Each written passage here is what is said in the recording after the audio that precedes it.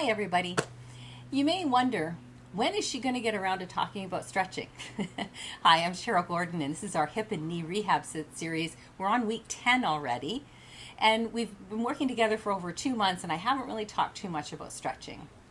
Stretching is something people associate with yoga, but I think we really need to rethink our approach to stretching. We've been working a lot on balancing the function of our hips and knees and strengthening, and we haven't done a lot of stretching, certainly not aggressive stretching. Stretching is an important part of the movement program, but we want to save it until we're getting closer to a less painful range of motion in our joints. If your joints are still very inflamed and you're still having a lot of pain when you move, stretching really isn't time. It's not time yet. Wait until your pain has subsided significantly and the swelling and the redness and the heat has gone from the joints, and then you can start thinking about stretching. There's a great article that I'll put a link into in the comments that I wrote about the dangers of stretching, and it'll explain more about that. So for today, our props are going to be a chair, and perhaps if you have a stair in your house, you can move to a stair and do this first movement. When you're stretching, you want to feel the stretch in the belly of the muscle that we're targeting.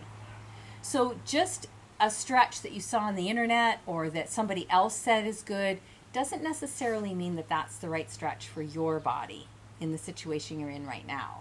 So the first stretch is a calf and hamstring stretch. Calf muscles, hamstring muscles. Now let's pretend that this is my step.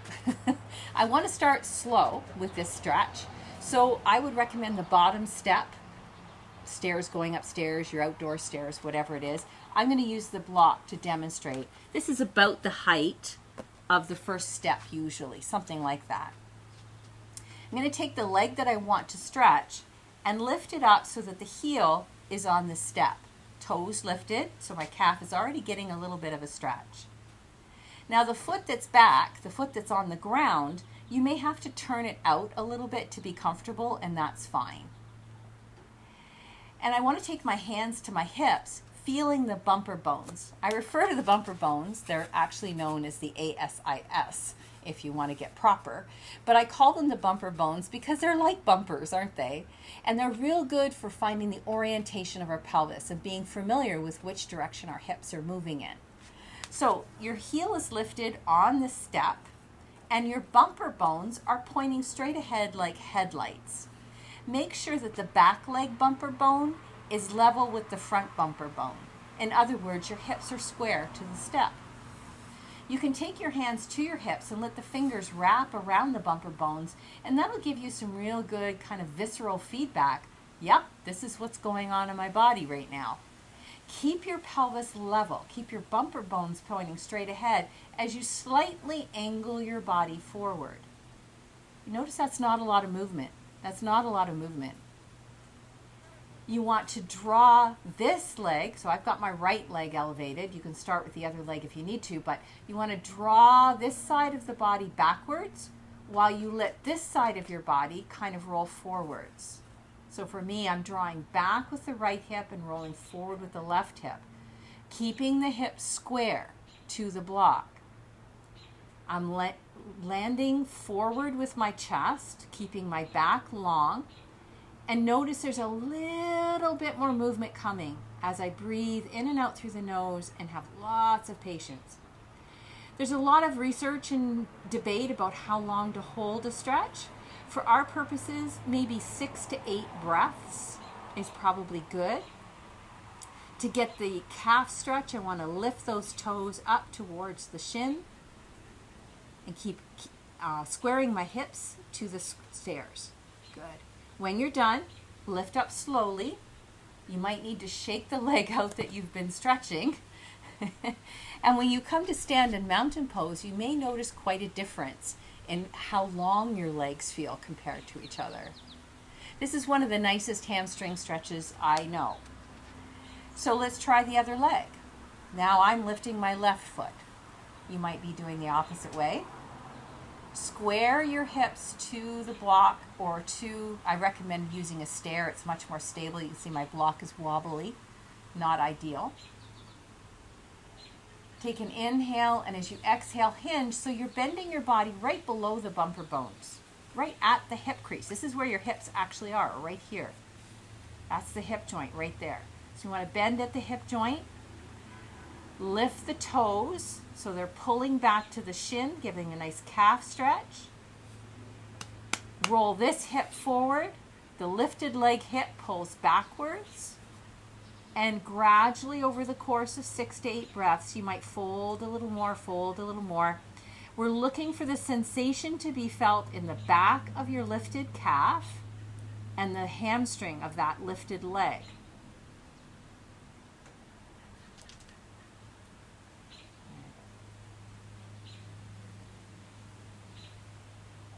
One more breath. And then slowly lifting yourself back up and returning to mountain pose. This can bring a lot of space into the backs of the legs and frees up a lot of information to zoom up into the hips and maybe open up some possibilities there. The next movement is to stretch the inner thigh muscles. So we never want to feel this at the knee joint itself. You want to feel this on the inner thigh muscles. All that right there, that big meaty flesh, that's your muscle. So when you're doing any kind of stretching, that's a really good rule to keep in mind, is I want to feel this in the muscle, in the meaty part of my body. I don't want to feel it right at a joint. If you feel pain or strong sensation at a joint, pull out of the stretch, get some professional advice from a yoga therapist maybe about how to stretch more appropriately. You could have a chair in front of you for balance if that would give you more disc space to think about stretching rather than being worried about your balance. I'm going to take my legs into a little bit of a wide V, as wide as you feel comfortable.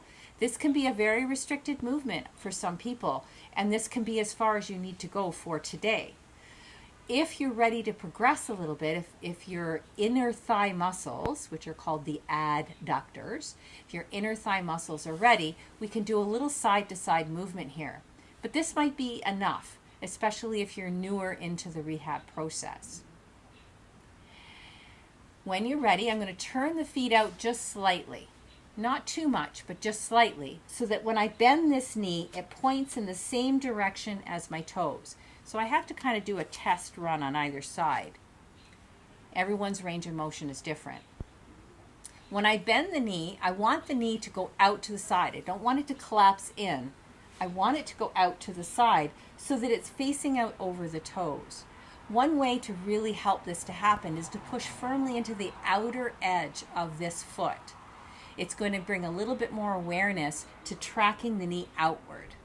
So this is a little bit of a side lunge. I want to do the same setup on the other leg, and then I'm going to move back and forth with my breath. Hands could be on the hips, or you can hold on to a chair or a wall in front of you. Inhale in the center. Exhale, bend the knee. Notice it's just bending a little bit, so it's still centered over the ankle. Inhale back to center, and exhale. Good. And when you're coming side to side on this, imagine I've got my hand on your outside of your knee, and you're pushing your knee out. Remember, we did that before in we were laying down in one of our other videos. So you want to push the knee out. So you don't have to have your hand there, but imagine my hand there. Good. And then back up to center. Bring your feet together and find mountain pose. Later on, you might decide to hold that side lunge for a few breaths and really get more of a stretch into the belly of the inner thigh muscles. But for today, at the beginning of the week, that's good enough. Later in the week, you might decide to hold side lunge. Then I'd like to repeat a motion that we did on our sun salutations a couple weeks ago using the chair. So I'm going to bring my chair into the practice.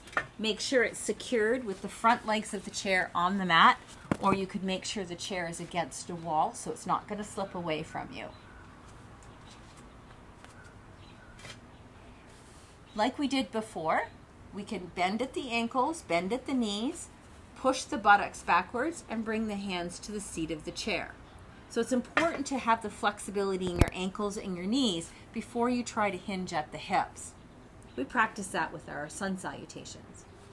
Let's take the right leg, big bold step to the back of the mat. So this is the lunge that we did before. Just to review, the two legs are like in two railroad tracks. So there's some separation between the legs, but they are straight. The toes, the knee, and the bumper bone are all facing in the same direction for both legs. This means with your right leg right now, the heel is pulling straight back. It's not on an angle, it's pulling straight back. The gluteus muscles, remember last week? The gluteus muscles are really fired up there. Now we did this in our sun salutation series. You can try it again, lifting a right arm up alongside the ear and taking a few breaths. Maybe by the end of this week, you'll be able to lift both arms, pressing into each foot equally and lifting your body strongly from the ground, really strengthening your hips, your legs, and protecting your knees. Release. We can always sit down in the chair between sides because that's a pretty intense pose. We call this seated mountain pose in yoga, and it's nice to have a little rest.